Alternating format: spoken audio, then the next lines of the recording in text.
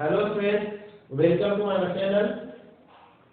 Today I am going to taking third class of attenuator, and today I will discuss about designing of pi-type symmetrical attenuator. इसके पहले कुछ list of questions है जिसके लिए मैं आपको टाइम देता हूँ. इसमें आप इसका स्क्रीनशॉट ले लीजिए. After completion of my today topic, you will able to solve the following questions. तो सबसे पहले इसका आप लोग स्क्रीनशॉट ले लीजिए.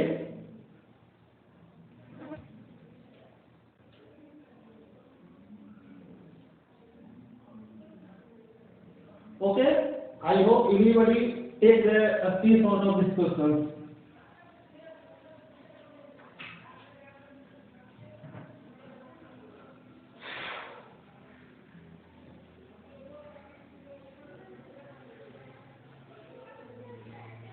अब मैं डिस्कस करने जा रहा हूं पाई टाइप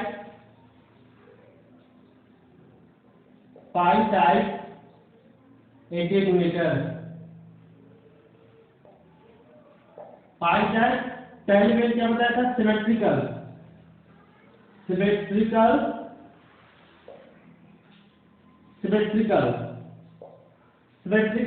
पाई टाइप एटेन्यूएटर. प्रीवियस क्लास में आप लोगों को मैं बताया था कि कैसे हम लोग क्या करेंगे कि डिजाइनिंग करेंगे किसका? तो टी टाइप एटेन्यूएटर का. यहाँ पर मेरा टारगेट क्या है कि पाई टाइप एटेन्यूएटर को हम लोग कैसे डिजाइन करेंगे. तो सबसे पहले देखिए, आप फर्स्ट क्लास में मैंने डिस्कस किया था तो वहाँ ऑब्वियसली आप लोगों ने देखा था कि इसका हम लोग सर्किट डायग्राम कैसे बनाते हैं. तो फर्स्ट हम लोग फोकस करेंगे किस पर? सर्किट डायग्राम पर करेंगे डेफिनेटली. तो यहाँ ये आपका क्या हो गया? Circuit diagram.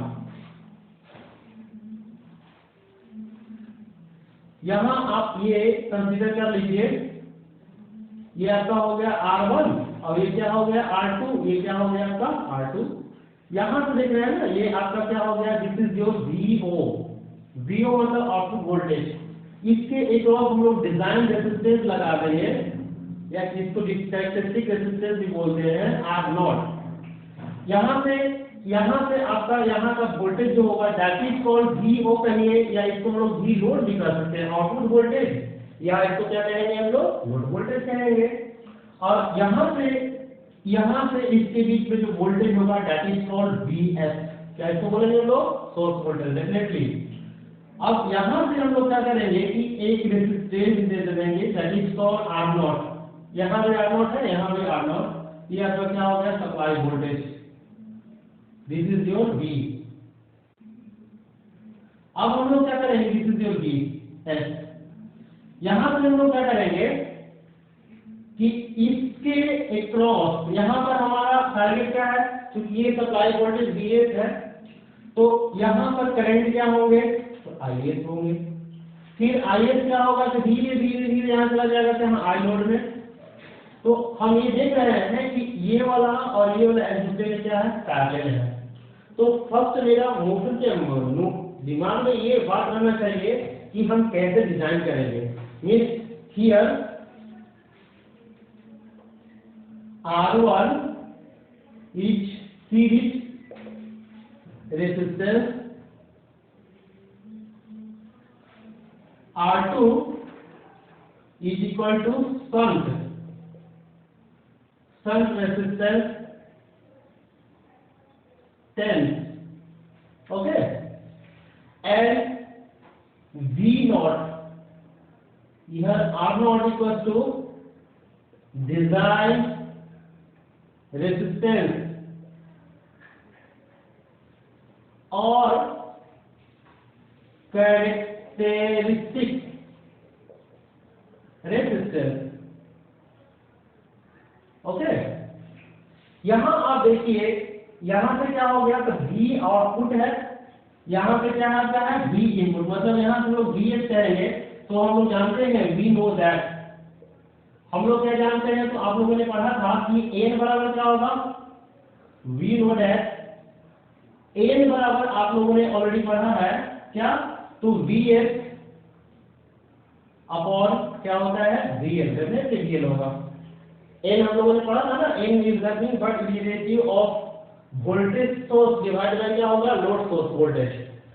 वोल्टेज यहाँ सप्लाई वोल्टेज या source voltage generating voltage divided by क्या होगा, लोड वोल्टेज या लोड आउटपुट वोल्टेज होगा, ठीक है ना। अब यहाँ से इसको आप इक्वेशन नंबर फर्स्ट मान लीजिए। अब मेरे दिमाग में ये बात क्लियर हो चुका है कि ये वाला एलिमेंट दोनों एक दूसरे के पैरेलल है, ठीक है।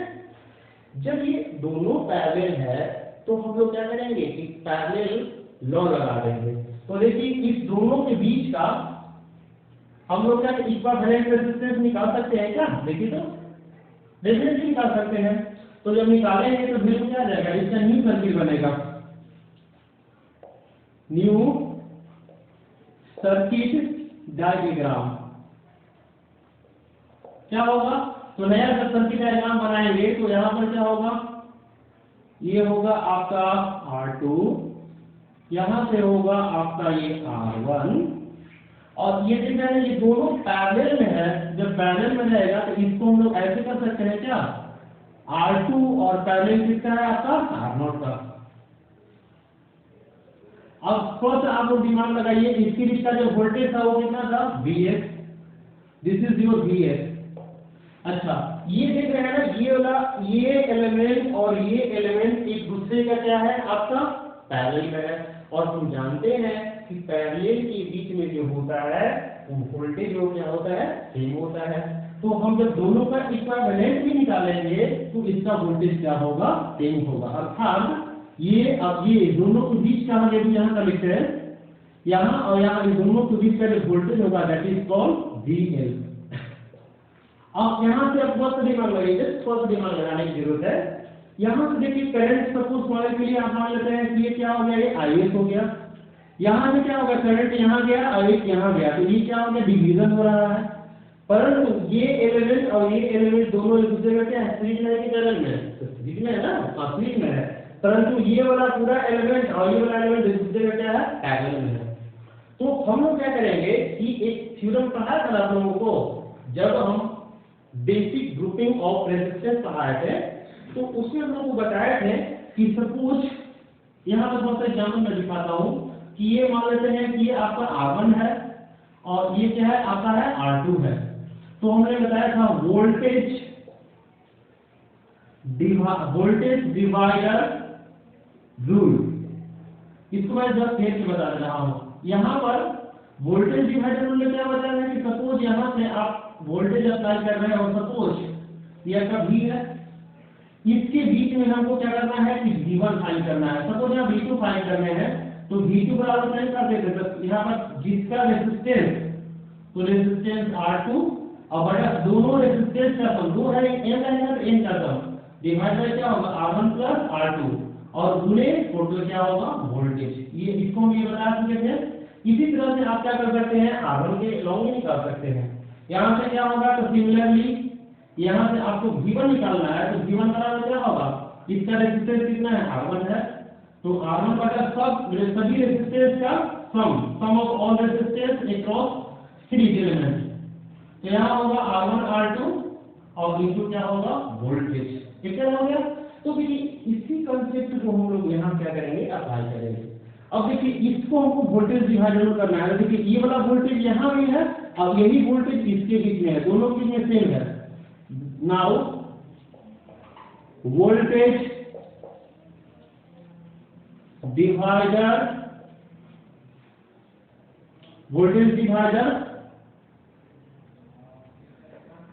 क्या होगा, वोल्टेज डिवाइडर रूल के अंदर क्या होगा बोलिए। सबसे पहले VL बराबर होगा, देखिए जिसके क्रॉस निकालते थे ना, ये R1 के निकालना तो ऊपर में रेजिस्टेंस होता था और बटा दोनों का सम, तो हमको यहाँ निकालना है तो इसका रेजिस्टेंस ऊपर में होगा, तो क्या होगा कि R2 पैरेलल होगा आपका R0, ये ऊपर में हो गया, डिवाइडेड बाय दोनों का क्या होगा सम होगा, दोनों का सम मतलब क्या होगा यहाँ से R1 प्लस R2 पैरेलल क्या होगा ये R0 होगा। क्या रहेगा, ये किसको हम डिवाइड किए हैं, तो ये वोल्टेज अपना कितना है, सप्लाई वोल्टेज VS है बिल्कुल। तो यहाँ से क्या होगा ये VS होगा। इसको क्वेश्चन नंबर हम लोग फर्स्ट कर सकते हैं। तो इसको थोड़ा सा और एक्सटेंड कर दीजिए, एक मिनट एक्सटेंड कीजिए इसको। एक्सपेंड करेंगे तो क्या होगा, Vn बराबर, क्योंकि ये पैरेलल में है तो क्या होगा R2 into R0 divided bye दोनों का सम, तो R2 प्लस क्या होगा R0। नीचे में क्या होगा, तो सेम होगा R1 plus R2 into R0 divided bye R2 plus R0। यहाँ क्लियर है ना। अब आप लोग एलसीएम ले लीजिए, क्योंकि आप लोग एलसीएम तो जानते ही होंगे, सभी लोग एलसीएम लेंगे तो क्या मिलेगा, इसको सिंपलीफाई करेंगे तो क्या होगा। तो सिंपलीफाई करने के बाद देखिए थोड़ा सा दिमाग लगाइए, ऐसा तो हो जाएगा। यहाँ पे हम लोग क्या करेंगे, इनटू क्या था, देखिए यहाँ पर क्या था, ये Vs था।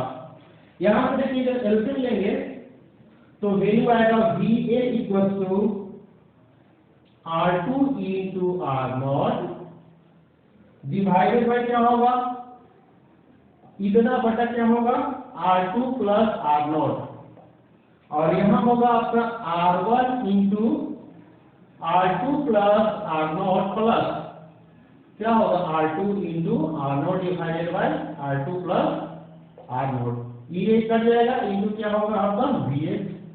क्या है ना, देखिए इस पे इसमें मल्टीप्लाई हो जाएगा, इसके वैल्यू भी आगे आएंगे।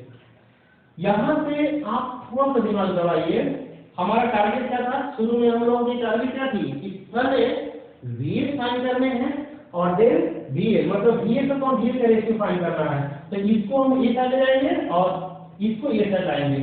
तो जैसे ही लाएंगे तो क्या होगा, नीचे आ जाएगा, इसका मतलब होगा R1 into R2 plus R1 into R0 plus R2 into R0 बराबर क्या होगा Vs, और बटा क्या होगा, इधर में जाएगा तो क्या होगा Vs। देखिए ये भाग खाता है तो गुना हो जाएगा, लेकिन ये गुना है ना, तो नीचे में क्या हो जाएगा, ये भाग, इसका मतलब डिवाइड सॉरी किया क्या होगा, डिस्कस मल्टीप्लिकेशन ना, तो मल्टीप्लिकेशन लेफ्ट साइड जैसे जाएगा तो क्या होगा डिवीजन में होगा, और यहाँ डिवीजन में है तो राइट साइड लेफ्ट साइड आएगा तो क्या होगा मल्टीप्लिकेशन होगा।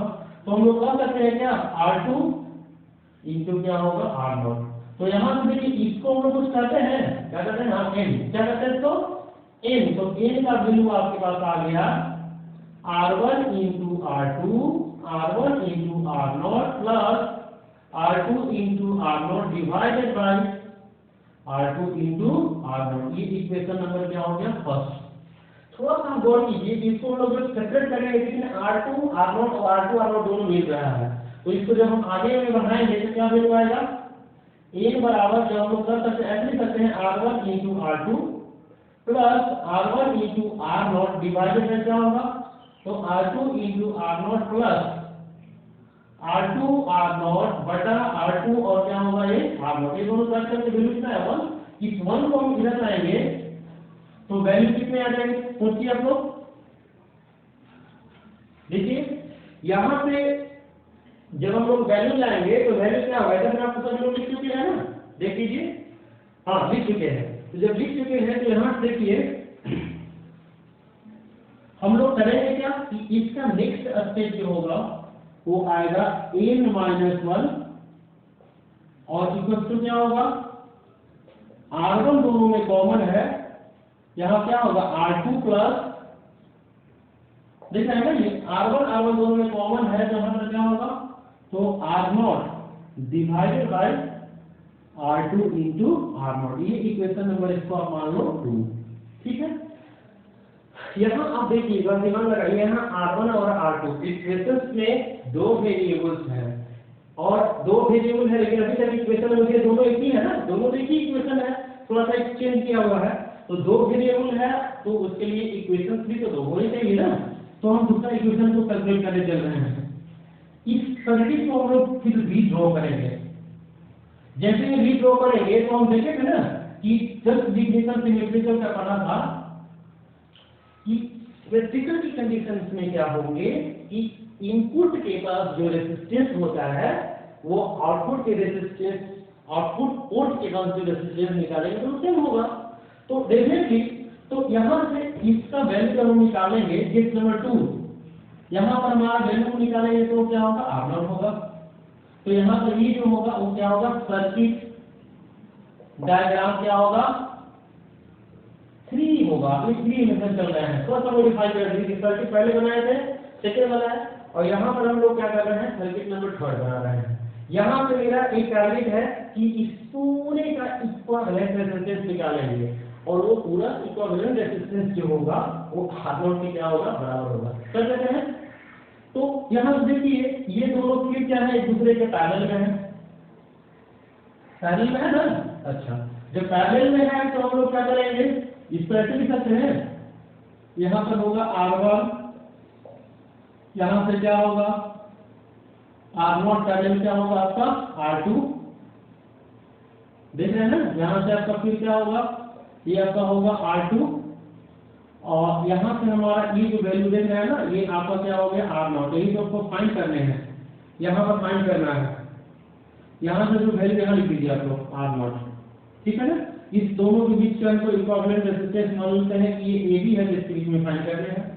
फिर ये दोनों एक दूसरे का क्या है, सीरीज में है, तो हम ये दोनों सीरीज में है, ये इसके पैरेलल में है, तो R0 का लिख सकते हैं डायरेक्टली क्या, तो R2 पैरेलल होगा किसका, तो सीरीज होगा किसका R1 plus R2 R0 parallel क्या होगा, ये R2 का होगा। अब इसको हम लोग सोल्व कर रहे हैं, जब सोल्व कीजिएगा तो फिर क्या होगा R2 पैरेलल का अंदर का वैल्यू इसका इनसाइड जो होंगे उसका करेंगे, तो R1 प्लस इसमें करते हैं R0 गुने R2 divided by R0 plus क्या होगा R2। अब देखिए ये वाला टर्म इससे पैरेलल में है, तो इसको फिर हम जब मल्टीप्लाई करेंगे तो क्या होगा R2, दोनों का प्रोडक्ट हो जाएगा, तो product of both of term R0 R2 divided by R0 plus क्या होगा इनटू R2 होगा, दोनों का प्रोडक्ट डिवाइडेड बाय दोनों का क्या होगा सम। तो लिख सकते हैं R2 plus R1 plus R0 into R2 divided by R0 plus R2। अब आप लोग थोड़ा सा इससे एलसीएम ले लीजिए, एलसीएम जो ही लेंगे तो एलसीएम लेने के बाद क्या आएगा, थोड़ा सा एलसीएम की जरूरत यहाँ पर है, देखिए मैं ले रहा हूँ। यहाँ तक तो सब लोग को समझ में आ गया है ना। एक चीज यहाँ ध्यान दीजिए, एलसीएम जो ही लेंगे तो इसका नेक्स्ट टर्म क्या होगा, थोड़ा निकाल लगाइए। एलसीएम लेंगे तो होगा R2 गुने इसका एलसीएम लेंगे तो होगा R1 into R0 R1 into R2 plus R0 into R2, नीचे में होगा आपका R0 प्लस R2। सिमिलरली इधर में हम जब लेंगे, इधर भी होगा ना, देख लीजिए, क्योंकि इसका वैल्यू हम लोग निकालेंगे तो वैल्यू कितना आ जाएगा बोलिए, तो कर सकते हैं R2 प्लस इस दोनों का एलसीएम लेंगे तो क्या होगा R1 into R0 plus R0, यहाँ R1 इंटू R2 प्लस क्या होगा R0 into R2 divide by क्या होगा R0 प्लस R2। क्या है यहाँ पर? अब थोड़ा सा यहाँ की मान लगाने वाली बात ये है कि इसमें हम लोग क्या कर सकते हैं, यहाँ थोड़ा सा देखिए, इसका हम लोग वैल्यू फाइंड कर सकते हैं क्या, इसका वैल्यू देखिए तो इसका वैल्यू फाइंड कर सकते हैं कैसे, तो यहाँ पर क्योंकि ये जो है वो किसके बराबर है R0 से, इक्वेशन नंबर फर्स्ट में आप थोड़ा ध्यान दीजिए, फ्रॉम इक्वेशन फर्स्ट में क्या था आप लोगों को, पहला था R1 R2 R0 R1 plus R2 into R0 divided by था R2 इंटू R0 बराबर है। तो देखिए ये जो टर्म आ रहा है उसके जगह पर A into R2 into R0 हो सकता है, देखिए यहाँ भी टर्म ये वाला टर्म है और यहाँ भी है, तो लिख सकते हैं ना, लिख दीजिए।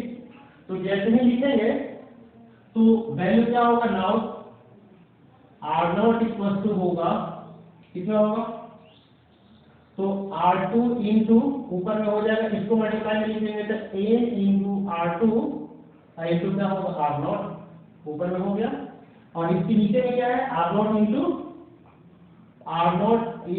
R2 बटा यहाँ डिवीजन में क्या होगा, एक्चुअली में देखिए इसको हम जैसे इसके सामने लिखते हैं,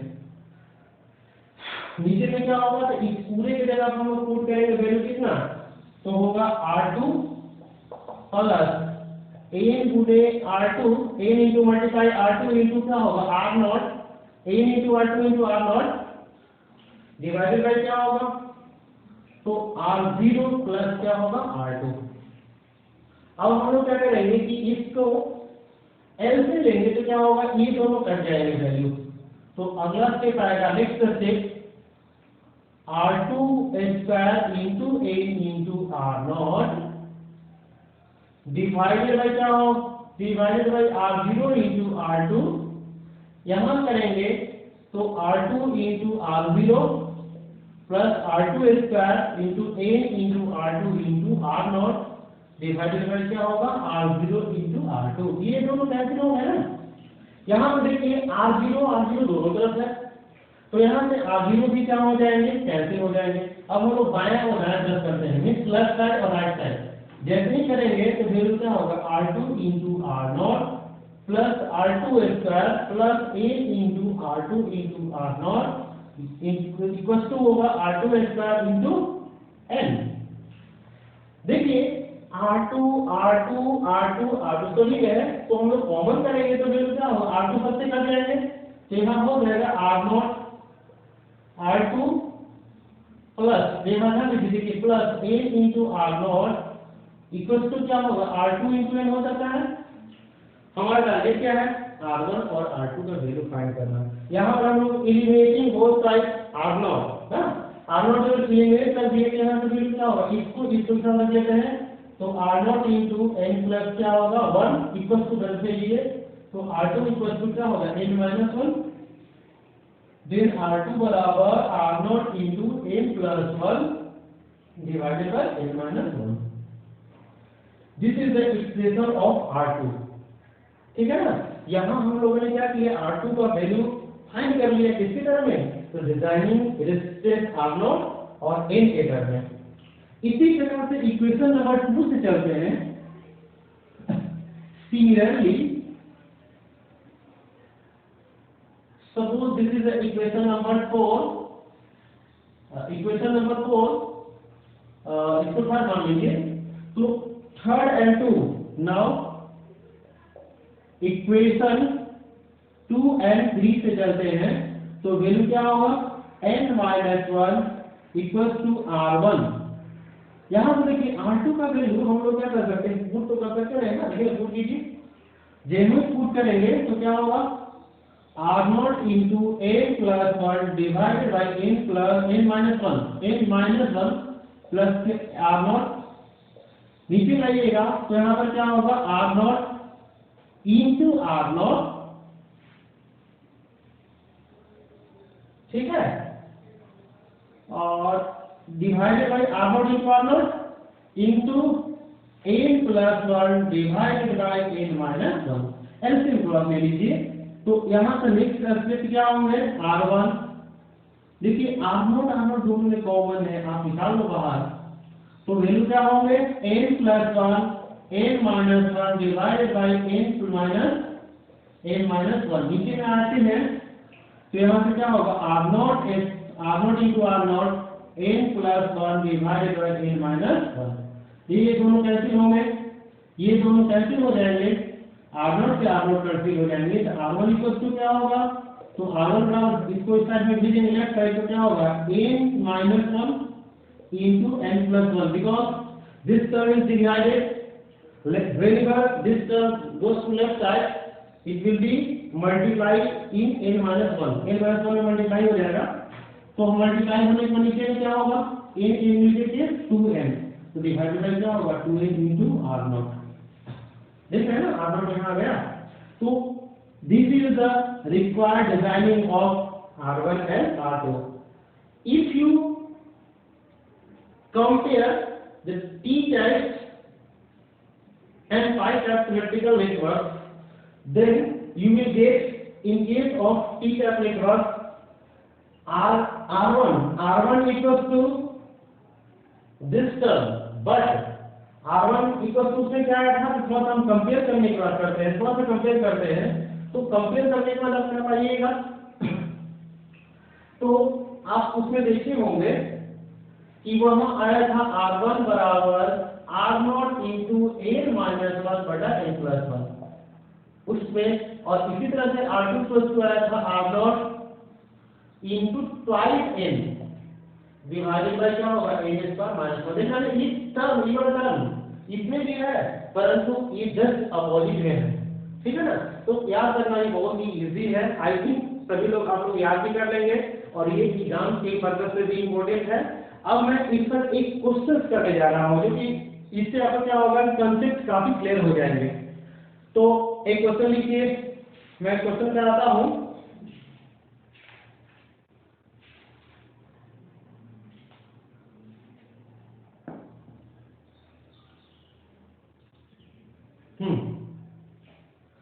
जस्ट मैं क्वेश्चन देता हूँ, ठीक है, और उसको डिजाइन करने के बाद फिर आगे बढ़ेंगे, क्योंकि शुरू में ही आपको लिस्ट ऑफ क्वेश्चंस दिए थे ना, उसका आप मतलब उसको आराम से आप लोग क्या कर सकते हैं सोल्व कर सकते हैं।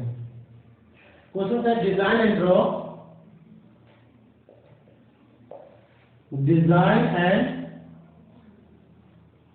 Draw a symmetrical design and draw the value of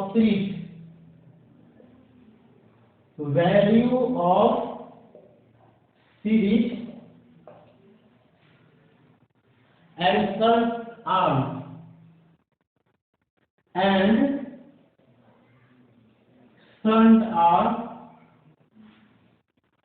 of a symmetrical pie-type attenuator